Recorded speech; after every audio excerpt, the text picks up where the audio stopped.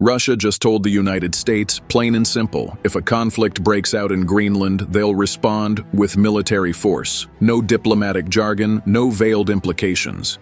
Just a direct, unmistakable threat. And what's even more striking is the timing. Only days before that warning, the US quietly sent a nuclear-powered submarine into port in Iceland. Something that had never happened before. No coincidence there. You might be wondering, what's going on in the Arctic? Why are powerful nations suddenly crowding around frozen islands and icy seas? And why should you care? Because this isn't just about one submarine, this is about control of sea lanes, resources, and strategic territory. The Arctic is no longer a remote, frozen afterthought. It's becoming the next front line of global competition. On July 17th, Russia's ambassador to Denmark didn't speak in theory. His warning was a reaction to real-world military moves already underway.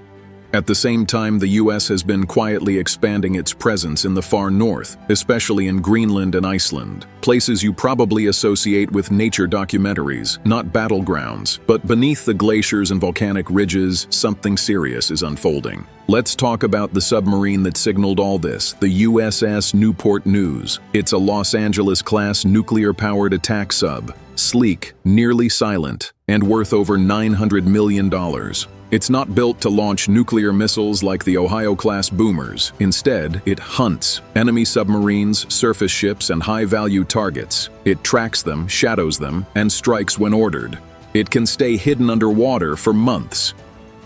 What makes this visit historic is that it wasn't done in the shadows. US submarines have resupplied near Iceland before, but never pulled into port, never let the crew come ashore, never posed for the cameras.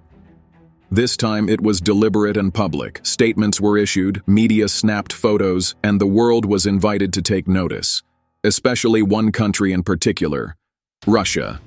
You don't need to be a strategist to see what this move means. The US is showing it can deploy nuclear-powered assets right across the Guyuk Gap, short for Greenland, Iceland, United Kingdom. A critical maritime choke point. Russian submarines heading into the Atlantic must pass through this narrow corridor, and if the US and NATO can lock it down, they essentially control access to both Europe and North America. Now put yourself in Russia's position. You're watching a top-tier US attack submarine dock in full view, right at your gateway to the Atlantic. How would you take that? This isn't business as usual, it's strategic signaling, and it's not happening in isolation. Zoom out a bit, and it becomes even clearer why Greenland and Iceland suddenly matter so much. Their geography makes them essential. Greenland hosts Thule Air Base, the northernmost US military base in the world. It's been there since the Cold War, and it's still a major outpost for missile warning, space surveillance, and satellite tracking. Iceland, on the other hand, doesn't have a standing army, but that doesn't mean it's out of the game. It plays a key role in NATO's air and maritime defense grid. In essence, it acts like a giant sensor station in the middle of the North Atlantic. Anything that flies or sails through the Guyuk Gap, whether it's a submarine, a bomber, or a fleet, will likely be detected there first. And beyond military strategy, there's another major factor heating up the Arctic: resources. As polar ice continues to melt, new shipping lanes are opening, and access to untapped oil, natural gas, and rare earth minerals becomes easier. Control over these routes and reserves means long-term power: economic, political, and military. The race is already underway, and the stakes couldn't be higher.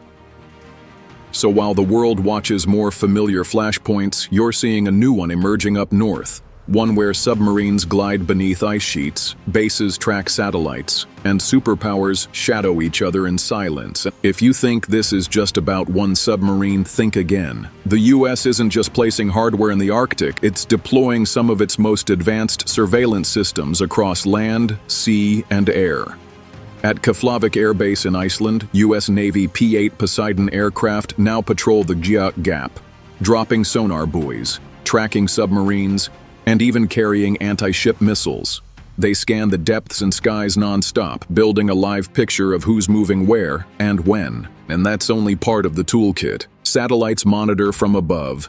Drones fly long-duration missions. Sonar arrays listen from the ocean floor, and unmanned underwater vehicles sweep the ice-cold depths. NATO forces run exercises like Dynamic Mongoose, full-scale submarine hunts that test coordination and readiness while reminding everyone that the alliance is active, alert, and very present. But here's what you need to understand. Russia isn't standing still. They're investing in new icebreakers, expanding Arctic infrastructure, and deploying underwater listening stations of their own. From Moscow's view, all of this US and NATO activity looks awfully familiar. More surveillance, more exercises, more military traffic, even talk of Greenland becoming a future US outpost. It's no wonder they're drawing lines in the snow. You may remember that back in 2019, President Trump floated the idea of buying Greenland. The world laughed, but behind the scenes, the interest was dead serious. Greenland is massive, loaded with critical resources and positioned perfectly for strategic control. For Putin's Kremlin, the Arctic isn't just a cold frontier, it's a core national interest. Russia has now declared that militarizing Greenland would cross a red line. They're not bluffing. And now with the US proving it can move nuclear-powered assets in and out of the region freely, that red line is looking thinner by the day. Just recently, NORAD detected 4 Russian military aircraft flying near Alaska, bombers and fighters, skirting the air defense identification zone. They didn't enter US airspace, but they came close. Fighter jets were scrambled. Radars tracked every move. It wasn't the first time, and it won't be the last. So here you are. A US sub docks in Iceland. Russia issues a military threat over Greenland. Warplanes test defenses in Alaska. The ice may be melting, but politically, the Arctic is burning. Now ask yourself, is this the next big theater of global conflict?